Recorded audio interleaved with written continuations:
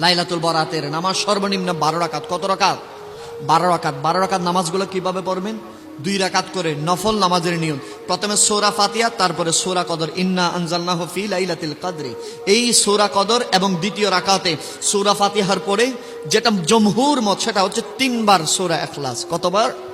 3 বার সূরা ইখলাস। এইভাবে 2 নিয়তে মোট 12 রাকাত নামাজ। কত রাকাত?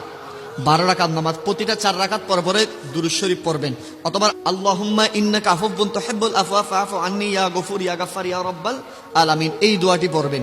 এইভাবে যদি 12 রাকাত সর্বনিম্ন নামাজ পড়েন, আমার আল্লাহ সে ব্যক্তির 100 বছরের গুনাহ মাফ করে দিবেন। আমার আল্লাহ সে ব্যক্তির রিজিককে বৃদ্ধি করে দিবেন, অন্তরের ভিতরে হিদায়াতের নূর প্রজ্বলিত করে দিবেন, এবং আল্লাহ সেই ব্যক্তির যা কিছু চাই নেক দোয়াগুলো আল্লাহ কবুল করে নেবেন। আমরা পারবো ইনশাআল্লাহ। আরো জোরে বলেন ইনশাআল্লাহ। আমরা শবে বারাতে রোজা রাখবো, বলেন ইনশাআল্লাহ। আমরা পারবো নি? পারবো। শবে বারাতে কি রাখবেন? আরো জোরে বলেন। শবে বারাতে রোজা রাখবেন। রোজা রেখে কিছু আমল আছে। রোজা রাখার পরে বেশি বেশি দান খায়রাত করবেন, রোজা রাখার পরে বেশি বেশি ইস্তেগফার করবেন, রোজা রাখার পরে বেশি বেশি আল্লাহকে ডাকবেন, বলেন ইনশাআল্লাহ।